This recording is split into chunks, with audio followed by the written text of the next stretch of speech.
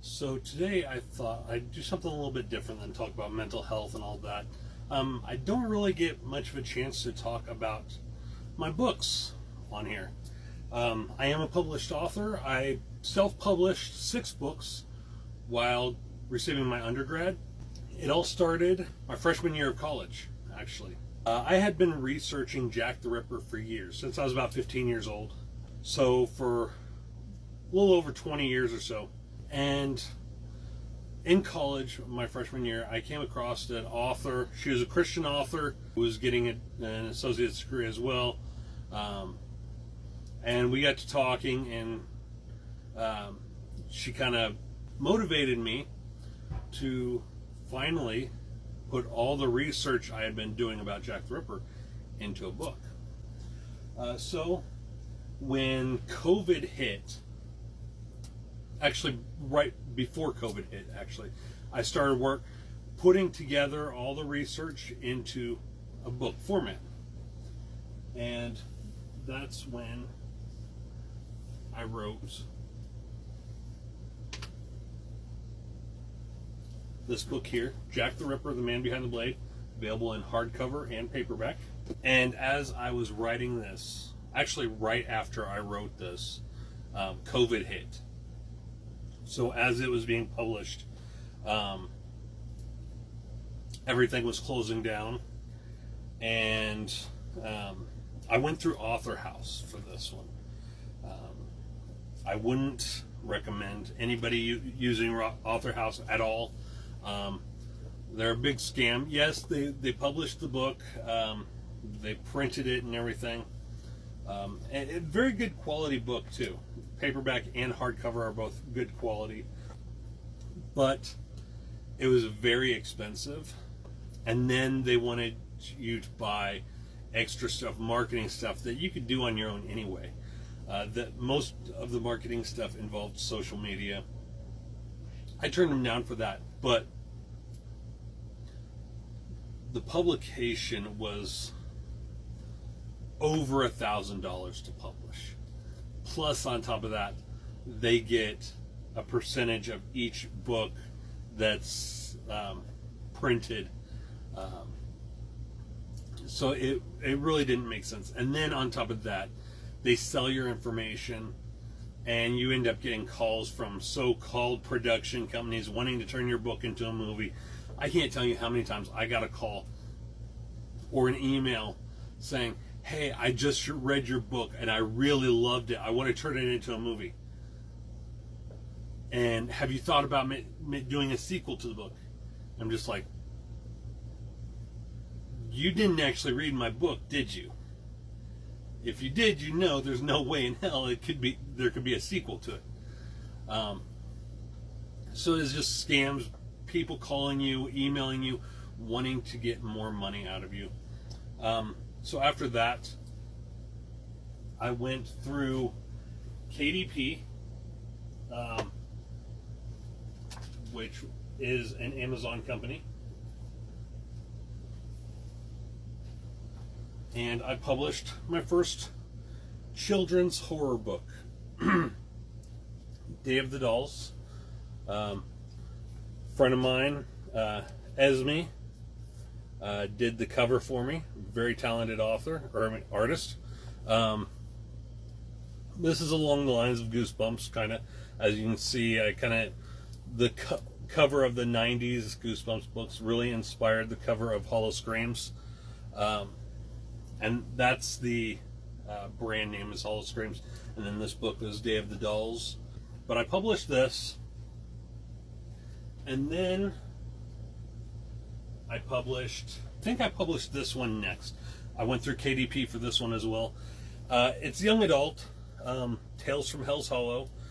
For those of you who don't know, here in my area, Decatur, Illinois, there is a place called Hell's Hollow behind Greenwood Cemetery. Author Troy Taylor, who's been on all those paranormal shows on Discovery Channel and History Channel and all that, he's made a career out of writing about haunted Decatur and haunted Alton and just different haunted locations around the world. And those stories I grew up listening to, reading, and everything. Going to Hell's Hollow with my friends and hanging out, going ghost hunting in there and everything, along with Greenwood Cemetery. And so I wrote this. This is actually 6 true tales, experiences either I or family members went through that involved the paranormal, mostly ghosts. And so I thought I'd put it in book form. There's 6 stories, fairly thin. You could probably read it in a day. So yeah, I published this one, and then after that, published this one, which is the second Hollow Screams book. It's called Ghost House. Esme also did the cover for this one, as you can see. And if you look in the covers of all the Hollow Screams books, there is a reference to the previous book. So in this one, if you look in one of the windows, you can see the doll from the cover of Day of the Dolls. So this was my 4th book that I published, all within like a year's time. And then, so I did this one through KDP, and after that, I published this one, my first full-length adult horror novel, The Haunting of Hell's Hollow. Pretty thick read. It's got 565 pages, not including the message to the reader at the end. Yeah, it's a pretty hefty read. So far on Amazon, it's got 1 review. In that review, a classmate of mine basically sent me what she thought of the book on Facebook. I just copied it and put it in the review section so that my book would have a review. So yeah, I did post that review, but it is a real review from a friend. This one has really struggled to get reviews. I'm not sure why. I don't know. It's getting read. It's on Kindle Unlimited, so it's getting read. I can see how many pages are being read and everything of each book on Kindle Unlimited. So it's being read. It's just not getting reviewed. My 6th book, which was the 3rd of the Hollow Screams series, The Haunted Skateboard, which in this one, you can see in the background here is the house from Ghost House. This was actually inspired by a skateboard I got when I was in 2nd grade. We did like those fundraiser sales, and for so many sales, you could pick a prize. I was one of the top sellers. So they had this skateboard I saw. I wasn't a skateboarder, never have been a skateboarder. But I saw this skateboard. It was a Nightmare. It said Nightmare on top. On the bottom, it had the image of what looked to be Jason Voorhees, but with long fingernails. And all these other nightmare style designs around him and everything. And the board was like the color of this book. I've only seen a handful of the skateboards with this color on them. Normally it's like green or orange or pink, some other color like that. But it was a mass-produced skateboard at the time, just in different colors. I can't remember the exact name of the company that made it. Nightmare Nash. But yeah, that inspired this book. And it was just a story I wanted to tell. I had that skateboard all through high school. Eventually, I think I lost it in one of my moves. I tried finding one just like it again while I was working on this book. And I kept coming across the green ones and the pink ones and the really light yellow ones and the orange ones. I was only able to find one of this color that was way too expensive to buy. So that sucked. I published all 6 of these books in like a 2-year time span. So let me go through real quick, and I will read you the backs of these. So this one, Jack the Ripper, The Man Behind the Blade, is available on Audible. A friend of mine, Ben Hunter, narrated it for me. This was the very first book he narrated. He's narrated tons of horror and true crime books since then, as well as fantasy. But this was the first one that he narrated. My very first book to be published. A theory like no other, and an over-century-long secret revealed. The Whitechapel murders during the Autumn of Terror in 1888 left a city paralyzed in fear.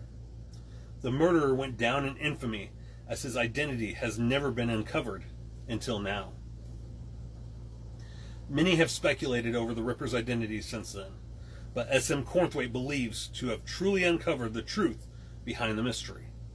The author takes you on a journey of discovery by piecing together the evidence by using psychology, sociology, criminology, and historical facts to reveal the truth. The theory presented in these pages is one that hasn't been explored by anyone since the killings began. Most researchers believe the Ripper to be a Polish Jew, a lunatic, or even some other known killer. But you'll soon understand this couldn't possibly be the case. How could everyone have gotten it so wrong for so long and not seen the horrible truth? So in this, I start by going over I had dedication, and the foreword was done by my psychology and sociology professor. She was my professor for multiple psychology and sociology classes in my undergrad, and I asked her to do the foreword for me. And she very kindly did after I sent her the manuscript to read. I start off talking about Victorian London, the facts of Victorian London, not what is popularly believed. I go into the Ripper murders, the canonical 5, as well as the non-canonical victims. I then talk about victimology, what the victims have in common and everything. The Ripper correspondence. I then break it down into psychology. I talk about attachment and stage theory, personality disorders, the neurology of a killer, the Ripper profile, the usual suspects. I talk about all the main suspects that people have given over the years. Eliminating the impossible. I break down why those suspects couldn't possibly be Jack the Ripper. And then I go into the life story of the man I believe was Jack the Ripper. And then I talk about who Jack the Ripper actually was, in my belief. And I've gotten a lot of heat over this across the pond in England. When my book first came out, there was a lot of discussion about it on the Ripper Facebook pages and stuff. Calling me a mockery, just laughing at me and everything. You can see it in the reviews. Some of them are authors themselves of Jack the Ripper books, just completely bashing my book, saying that my theory is impossible and all this. And if these people knew anything about criminology and about serial killers, they would know it's not impossible. I have an associate's degree in psychology. I have a bachelor's degree in psychology. I have a certificate in criminal justice. I've studied this stuff for years. I know what I'm talking about here. Could I be wrong? Of course. It's hard to say 100% that I'm right when, there's no DNA evidence is destroyed by now. It's broken down. But I used all the knowledge I've accumulated over the years, all the research I've done, put it blood, sweat, and tears into this book. I truly believe the suspect I present in this book was Jack the Ripper. The 6 stories. Story 1 is the Spirit Board. This is a story that I heard growing up. My father and his ex-wife came upon a spirit board at a town auction or whatever, and a lot of really scary shit started happening around their house. Story 2 is the barn. This is an event that happened to me and my younger brother and the son of a friend of my mom's one summer. The headstone involves my ex-wife and I used to live in her parents' house, and it involves a couple of events that happened to me. Seeing ghosts in the middle of the night, either at the foot of my bed or across the room, and then the revelation that was made at the end. The photo is a continuance of that story, the headstone. The rocking chair is something that happened with my ex-girlfriend and I living in a house in Taylorville. She would always wake up. I would be working third shift security, and she would wake up in the middle of the night, or not even have gone to sleep yet, and hear a rocking chair on our hardwood floors out in the living room. We didn't own a rocking chair. Story 6 is Four Seasons. This is something that my kids experienced. I took some liberties with, but it's called Four Seasons, The Shadow Man Cometh. It's done in first person present tense. Pretty cool. Some good reviews on The Shadow Man Cometh. So this one is available on Amazon and Kindle Unlimited. Jack the Ripper, The Man Behind the Blade is available on Amazon and ebook, as well as Audible. The Haunting of Hell's Hollow. This one took a while. It is only available on Amazon in paperback form and in Kindle Unlimited. No one leaves the Hollow, not even in death. Everyone's heard of Hell's Hollow. It's a place with a haunted history that stalks the minds of the small Midwestern town's residents. Stories of murder, devil worship, cannibalism, torture, curses, and an ancient Indian burial ground are whispered. Everyone's heard them but Lisa. Desperate for a fresh start after an extended period of mourning and ready to begin a new life on her own, Lisa buys a house in the Hollow. It's a perfect place to start over after starting a new job at the local hospital. That is, until darkness falls. Nurses that Lisa works with on the midnight shift share details about the history of Hell's Hollow in their downtime. But she isn't one to believe everything she hears. That is until a putrid smell drifts through the house and lingers with unknown origins. Shadows can be seen moving through the darkness, and night terrors torment her sleep. But a familiar face from her past arrives to help her sort through it all and wash away the bad dreams, testing her will to remain independent. The ground is stained with blood. The air is haunted by residual emotion that intensifies every experienced feeling and thought. Fantasies become reality as Halloween approaches, and Lisa is joined by her friends from college to join in the festivities. But when a mysterious disappearance disrupts the party, and the missing person's truck is found in the woods, Lisa and her friends search the Hollow and find more than what they expected. The hounds thirst for blood. The Hollow hungers. The damned watch and wait. Let's go into the Hollow Screams. These are children's books. Like I said, they're inspired by Goosebumps, Are You Afraid of the Dark, stuff like that. We'll start with Day of the Dolls. Now the dolls play with you. It's summer vacation, and Mike has to visit family out of town for a week, but he'd much rather hang out with his friends. Instead, he's stuck at his grandparents' house. Sure, he gets to go swimming and horseback riding, but it's no fun for him due to his asthma. His grandparents won't let him go in the deep end of the pool, and they also make him eat all the foods he hates. But those aren't the worst parts. What could be worse than all this? having to share a room with creepy dolls that move on their own when he's not looking in order to terrorize him. So this book was actually inspired by a recurring nightmare I had growing up. So yeah, this one was a passion of mine. I had been wanting to turn that nightmare into a book for quite a while, and this was my chance. Now we're going to go with Ghost House. Jake Whitney recently moved into a creepy old house in a new town where his dad is about to start a new job as the principal of the local middle school. Jake's new friends tell him that the old principal lived in the same house he now resides in with his parents.